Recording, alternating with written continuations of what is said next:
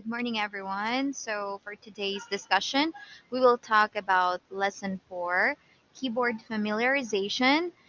This will tackle about single characters and also writing sentences. So, before you begin writing sentences, you will need to learn the basic marks of punctuation, the most common inflected endings, and the outlines for a few very high frequency words.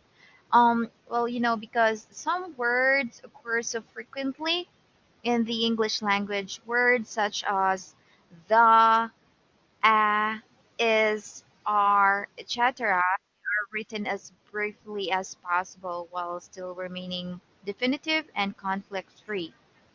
This high frequency words will be introduced as you learn the letters on the keyboard that are used to represent them. So there will be some memorization involved. And fortunately, in STEM-Ed, the vast majority of words are written according to theory principles that apply to entire families of words. So you have to really memorize to keep at a minimum. However, the high frequency words and phrases represented here are to be memorized as well. So we present them early in your training. So they will become a natural part of your writing, enabling you to progress quickly to more advanced material. So we have actually two important definitions here that we need to learn. First is the word brief. So if we say brief, it's also like a short forms or abbreviations, so like brief forms or arbitraries. For the phrase, it's an outline representing two or more words that does not fully represent the sounds of those words. Example, the outline st, s dash t. I mean, for the phrase, it means is the, rather than writing each word as a separate outline. So let's try to um, check here the following frequency briefs. Okay, as you can see on my screen, these are the following single character letters on the initial side of the keyboard, and they are used to write the high frequency words. So we have like the initial S, so that will stand as for the word is. The initial T will stand for the word the. Initial K, once you press that, um, it's already representing the word can.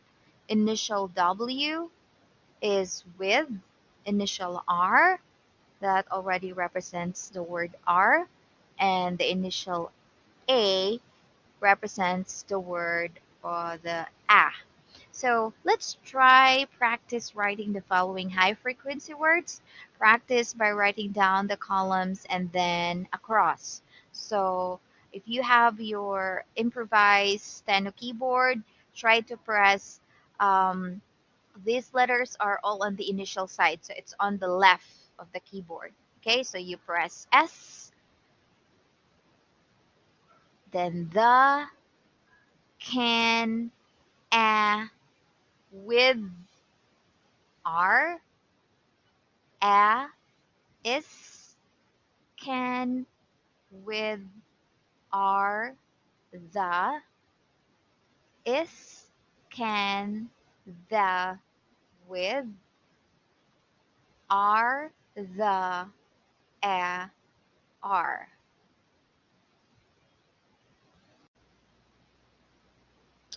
All right. So here, let's try to talk about inflected endings.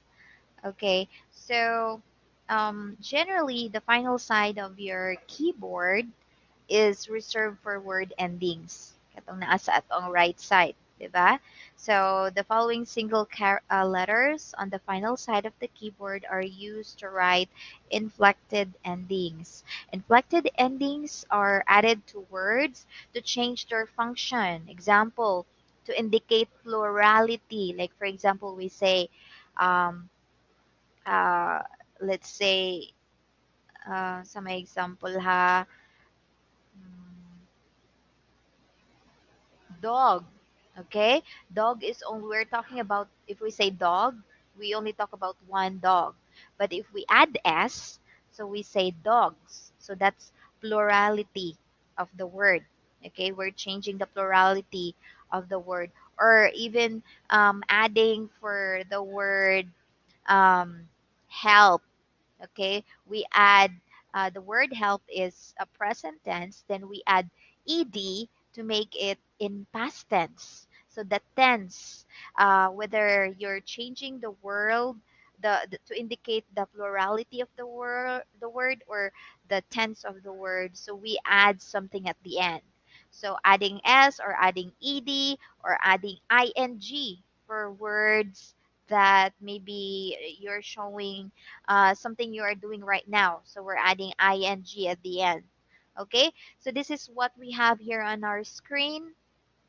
As you can see, we have the final S, so that will represent for words to change their plurality, like just as I have mentioned earlier. But here we have spells. Okay, we add S at the end. So you press in this scenario, you're going to press SPEL first, and then pag-press ninyo sa SPEL, is i-press na po ninyo ikaduha ang S. So, nasa ibabaw ang SPEL, and then i-press niyo ang S ikaduha, so it will be on the sa ubos. Sa ubos na, pero naa sa right side. Okay? Then, for the word rubs, so i-press niyo ang RUB, and then ikaw man, i-press na po ninyo ang final S. So, ibabaw, and then ang final S sa ubos. So, you will read that as rubs. For the D, for the final D, so that will represent as ED. So for the word spelled, so you press first the spell, SPEL, and then the final D. So that will represent ED. So spelled, rubbed, RUB, and then D. So, and for the final G, okay, final G, that will represent as ing. So you have the word spelling. So you press spell and then G. So spelling. For robbing, rob, and then G. So that's robbing. Okay? So let's try here. Try to practice the following words, writing the following words using your steno machine. Okay, get your steno machine. I mean, steno keyboard. I'm sorry. Try to press the following words. So we have the rob, we have pet. Next to pet is pull. Then we have stop. Now let's add S. Rubs, pets, pulls, stops. Now let's add the ed. So you press D. So we have rubbed, petted, pulled, stopped. Then let's have the final G for the ing. So we have rubbing, petting, pulling, stopping. Okay. All right. So let's so here me just try.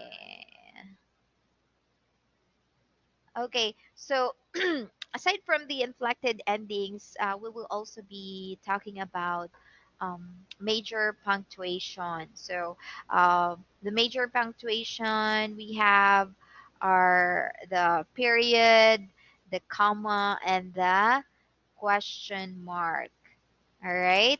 So, if we say period, so for the period, you are going to press FPLT nasa babaw. the upper right bank. So that represent already the period. For the comma, it's RBGS. Okay? And for the question mark is the STPH. Again, for the period, you press altogether FPLT. For the comma, RBGS. For the question mark, you press altogether STPH. That is the left side of your keyboard. Okay, so we have here, we have a sample sentence exercise here. Um, I hope it will be clear enough to you to see. Muneo, number one, is the rag wet? So, ingan ni siya mo gawa sa inyong screen. So, is the, so, sa ibabaw. So, mo press mo og is and then the initial S and the final T. So, that already represent is the. So, dunganon ninyo, is the. So the S and the initial S and T, and then rag. So you press R-A sa left and then G sa right. So altogether R-A-G, rag. And then wet. So for the wet, so we have the W-E. So W, then sa E sa tunga, and then T. So altogether, dunganon, wet. And then since it's question mark, so you press, after wet, you press the STPH, question mark. Yan na. So during our audio recording, moingon gud ko sa ato ang recording nga, like for example, is the rug wet? Question mark. So ako ginang i-emphasize. Like for example, number three. Three is the cat is, or like for example, sorry, sama ni. Ah, the tar is hot. Period. So ako gina-mention nga period kay gusto na ko ipa-press ninyo ang FPLT. Kung mayroon ko question mark, press STPH. Kung mayroon ko og comma, so you press RBGS. Okay? So I hope that clear enough. Same thing with the other. Here we have number 9. So number 10. O, kadi mas klaro gamay. So 10. A rat is with the cat. So kaning gipang underlinean ani, that means kanang with the pwede na tudunganon sila. Okay? So like for example, a rat. So unahon na to ang a, and then the rat um, is, so ang initial S, and then after that with the, dunganon nimo ang W ug T, with the, and then cat, period. Okay? Nga na siya. All right, now let's proceed to lesson 5.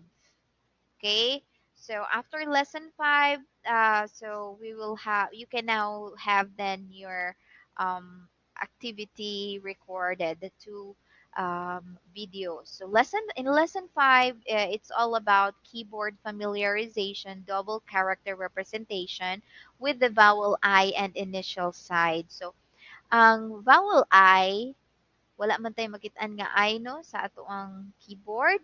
So the vowel I is represented by pressing the letters E and U. Once you press it together, naman na siya sa lower right side. So that already represents I. Okay?